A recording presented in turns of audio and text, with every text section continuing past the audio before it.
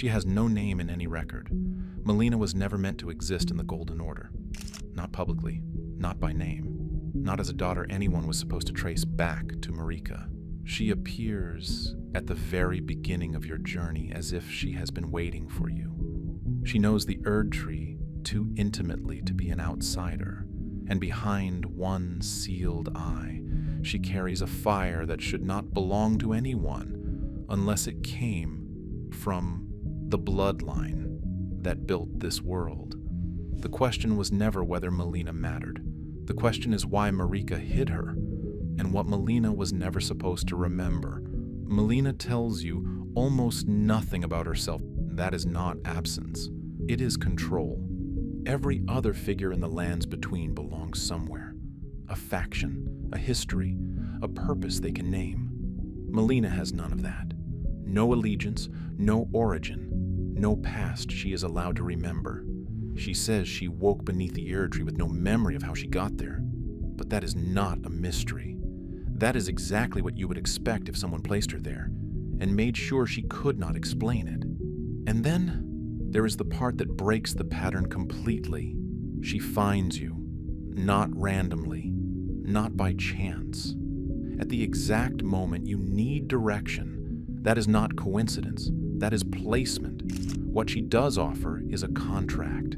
She will serve as your finger maiden, guide you toward becoming Elden Lord, and in return, she asks only that you take her to the Erdtree when the time comes. A maiden without a lord, making a deal that benefits a god. And she speaks of the Erdtree, not with reverence the way common folk do, with awe and distance. She speaks of it the way someone speaks of a place they once called home. Familiar, heavy, like returning somewhere you were asked to leave. There is one detail the game shows you constantly and refuses to explain. Melina's left eye is sealed shut, not injured, not hidden, sealed. And it stays that way through every moment you spend with her, as if whatever is behind it was never meant to be seen. And when it finally opens, it burns. Not with magic, not with power meant for battle, with Erdtree flame, the same force that defines the Golden Order, the same light that decides who is granted grace and who is not. Melina carries that fire behind a sealed eye, like something that was placed there deliberately and then hidden, because the Erdtree does not give its flame to strangers. It does not bless the forgotten. It does not choose wanderers. That kind of power comes from one place, and there is only one person in the lands between who could have given it to her, and then taken everything else away. The fire remained, the memories did not. And that is not an accident.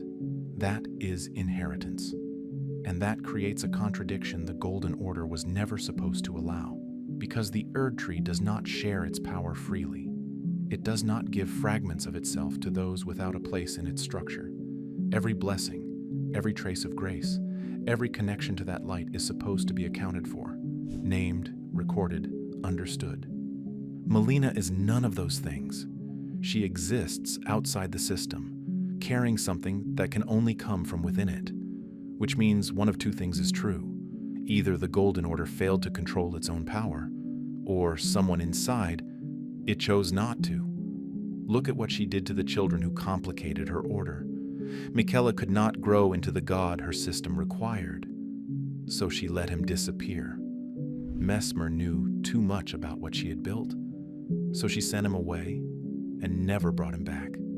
She didn't destroy them, she removed them. This wasn't cruelty, it was control. Every child who threatened the Golden Order wasn't punished. They were erased from it, not killed, not acknowledged, removed. Now apply that pattern to Melina, a daughter with Erdtree flame sealed behind her eye. A daughter placed beneath the Erdtree with no memory of how she got there. A daughter with no title, no place, no record anywhere in the lands between. Not forgotten, removed. Because a daughter who carries that fire and remembers where it came from would ask questions a goddess cannot afford to answer. Melina was never abandoned. She was hidden. Not every story in the lands between is meant to be understood. Some are meant to be hidden. If this is the side of Elden Ring you want to explore, subscribe and stay. Melina burns herself alive for you.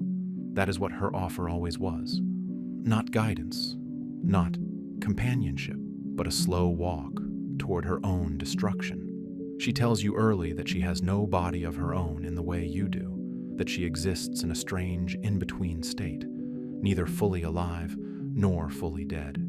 And when the moment comes at the Forge of the Giants, she steps forward without hesitation. She becomes the kindling, and by the time it happens, the contradiction is no longer theoretical, it is real. Because the Erdtree does not share its power freely. It does not give fragments of itself to those without a place in its structure. Every blessing, every trace of grace, every connection to that light is supposed to be accounted for, named, recorded, understood. Melina is none of those things. She exists outside the system, carrying something that can only come from within it, which means one of two things is true. Either the Golden Order failed to control its own power, or someone inside it chose not to. She gives you the ability to burn the Erdtree, the very thing she was connected to, the very place she woke beneath, the very fire she carried behind that sealed eye, and she does it knowing she will not survive it. Think about what that means if she is who the lore suggests she is. She was placed beneath the Erdtree by someone who needed her hidden. She was stripped of her memories, so she could not ask the right questions. She was sent to find a tarnished and guide them toward a goal that would ultimately require her death. And she did all of it willingly. Not because she was naive, because somewhere beneath the sealed eye and the missing memories, she understood what she was part of. The two fingers exist to carry the greater will's intention forward, to find vessels, to find lords, to move the pieces of the Golden Order toward its next form. Melina's mission mirrors that function exactly.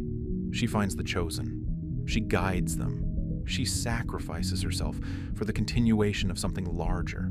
The difference is that the two fingers serve the greater will openly. Melina served it from the shadows, which means whoever placed her there wanted the same result. And once you see that pattern, it becomes impossible to ignore. Because Melina is not the only absence in the Golden Order. She is simply the one you are allowed to meet, the one who speaks just enough to guide you forward, but never enough to expose the truth behind her existence. Which raises a question the game never answers directly. How many others were removed the same way? How many names? How many lives? How many pieces of the world had to disappear so that the Golden Order could present itself as something whole, something perfect, something unquestionable? Melina never says her mother's name. Not once. And the woman who shaped every corner of the lands between, who decided who lived and who was forgotten, who built a religion around her own image, she never says Melina's name either. That silence runs in both directions. And in the world of the Golden Order, silence is never empty. It is always a decision. What we are left with is this: a woman who hid her sons in shadow and rot and exile, who removed death from the world and called it mercy, who shattered the very ring she was chosen to protect and called it necessary.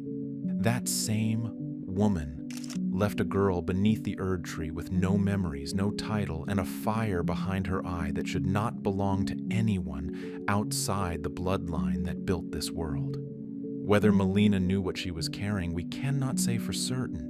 Whether she was placed there as a tool, a contingency, or a quiet act of guilt from a goddess who could not afford to love openly.